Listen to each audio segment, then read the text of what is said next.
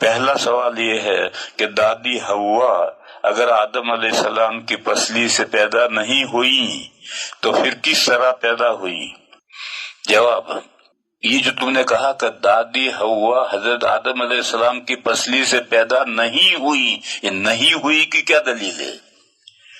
جتنی روایت ہے اس سلسلے میں وہ سب اسرائیلیات ہیں، اور تفسیروں میں یہ سب اسرائیلیات آئے ہیں، اور اسرائیلیات میں بائبل میں آج بھی یہ مضمون ہے، اور ایک بائبل فوٹو والی ہے، اس فوٹو والی بائبل میں تو پورے صفحے میں فوٹو ہے، ایک باغ ہے، اس درخت کے نیچے ایک مرد سویا ہے، اللہ تعالیٰ کبوتر بن کر کے پنجے میں چھری لے کر آئے اور اس مرد کے پہلو میں سے تھوڑا سا گوشت لے گئے اور حضرت حوا کو بنا کر بھیج دیا۔ ابھی وہ سوئے ہیں، ان کے ابھی بیدار نہیں، اسے پہلے وہ آ کر وہاں بیٹھ گئی۔ یہ سارا مضمون بائبل میں ہے، آج بھی بائبل چھپے ہوئے ہیں، ہر زبان میں چھپے ہوئے ہیں، دیکھو یہ سب روایتیں تفسیروں میں آئی ہیں۔ میں نے کہا تھا کہ صحیح حدیثوں میں بخاری میں صرف ایک حدیث ہے، اور اس حدیث کا بھی حافظ ابن حجر علیہ الرحمہ نے یہ مطلب بیان کیا۔ اب دوسرا سوال یہ ہے کہ پھر وہ کیسے، حضرت دادی حوا کیسے پیدا ہوئی؟ تو اسے سنو۔ حضرت شاہ ولی اللہ صاحب علیہ الرحمہ نے حجت اللہ میں یہ مضمون لکھا ہے کہ اس وقت مخلوقات تین طرح پیدا ہو رہی، بے شمار مخلوقات ہیں جو مٹی سے ڈائریکٹ پیدا ہوتی ہیں، جیسے کیڑے مکوڑے، پھل لٹک رہا ہے اس میں کیڑے پڑ گئے، ہمارے پیٹ میں کیڑے پڑ گئے، وقت آیا برسات ہوئی تو جنگل میں کیڑے ہی کیڑے پیدا ہو گئے۔ یہ کہاں سے پیدا ہوئے؟ یہ ڈائریکٹ مٹی سے پیدا ہوئے۔ بارش ہوتی ہے، تم نالی میں دیکھتے رہو، تمہیں کچھ نظر نہیں آئے گا، اور مینڈک پیدا ہو کر کود کر کے پھٹک دے کے چلا جائے گا اور ٹر ٹر کرنے لگے گا۔ تو بے شمار مخلوقات ہیں جو ڈائریکٹ مٹی سے پیدا ہوتی ہیں، پھر ان میں توالد و تناسل نہیں ہوتا ہے، جب تک ان کی زندگی ہے وہ زندہ رہ کر کے پھر مر جاتی ہیں، تو یہ ان کی قیامت آ گئی۔ مجھے یاد ہے برسات میں جنگل میں ایک کیڑا پیدا ہوتا، مخمل جیسا سرخ، راتڑیا ہم کہتے تھے۔ تو ایک خاص مہینہ آیا کہ بس جنگل سارا راتڑیوں سے بھر جاتا تھا، اور 15 دن کے بعد میں سب ختم، کہاں گئے اللہ جانے کہاں گئے۔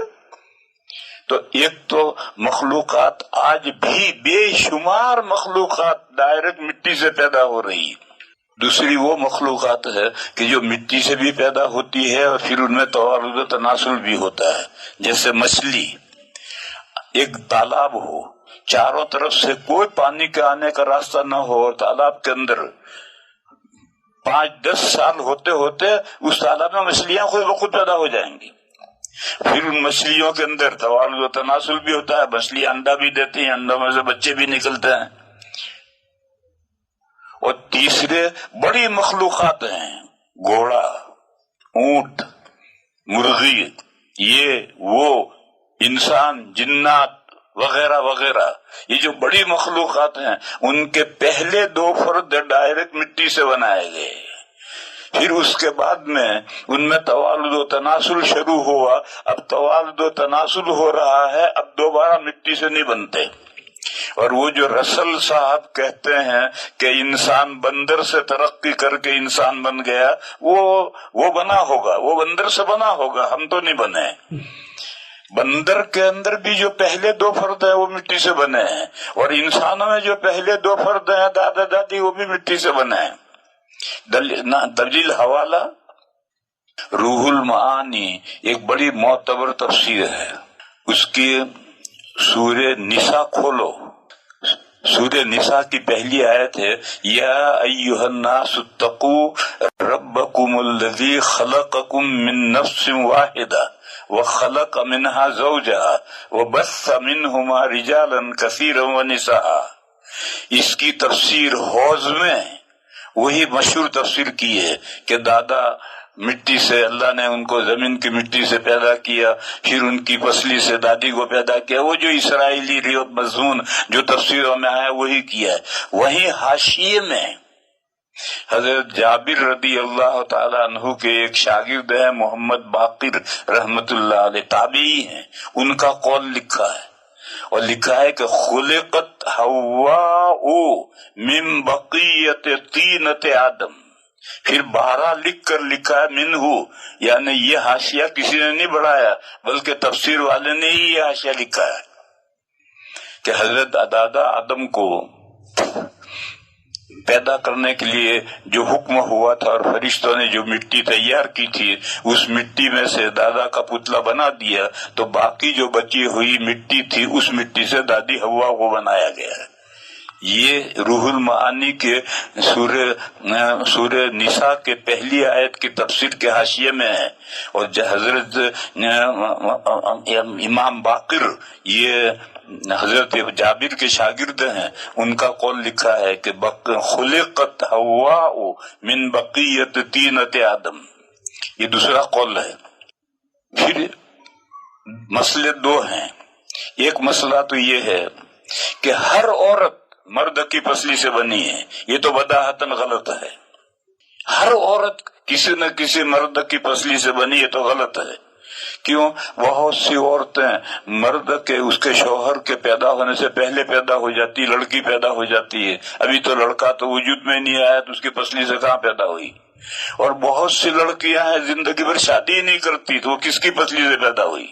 لہذا یہ مضمون کہ ہر عورت کسی نہ کسی مرد کی پسلی سے پیدا ہوئی ہے، یہ تو مضمون بداہتاً غلط ہے۔ ہاں، دادی دادا کی پسلی سے پیدا ہوئی، یہ بائبل سے یہ مضمون تفسیروں میں آیا ہے، صحیح حدیثوں میں یہ مضمون نہیں ہے۔ اور یہ سوال کہ بھی دادی پیدا کہاں ہوئی، تمام بڑی انواع اس کے پہلے 2 فرد ڈائریکٹ مٹی سے بنے ہیں، تو انسان بھی ایک بڑی نوع ہے، اس کے پہلے جو 2 فرد ہیں وہ ڈائریکٹ مٹی سے بنے ہیں۔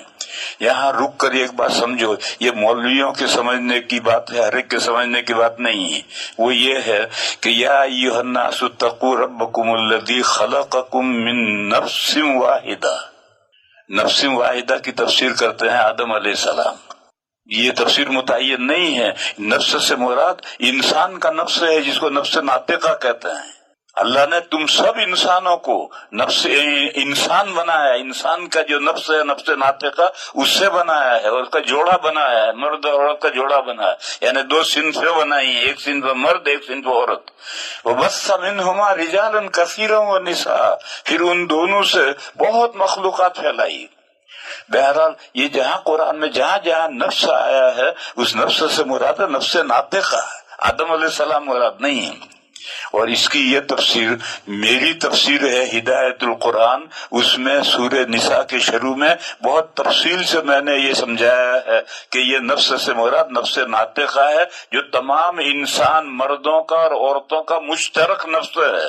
اس نفس سے اللہ نے جوڑا بنایا، مرد و زن کا، زوجن کے معنی بیوی نہیں، زوج خلق منہا زوجہا، زوجہا کے معنی بیوی نہیں، جوڑا، اسے مرد اور عورت دونوں آئے، پھر اس جوڑے سے بے شمار نسل پھیلی آگے۔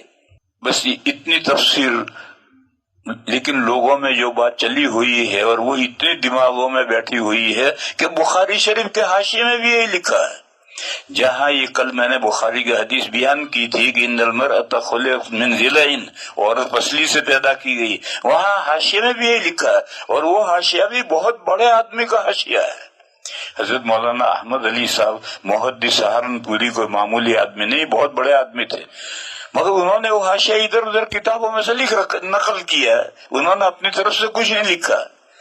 بس یہ جو کتابوں میں اقوال ہوتے ہیں ان اقوال کے پیچھے اگر دلیل ہے تو ٹھیک ہے، اگر دلیل نہیں ہے تو پھر بغیر دلیل کے کوئی چیز نہیں مانی جاتی۔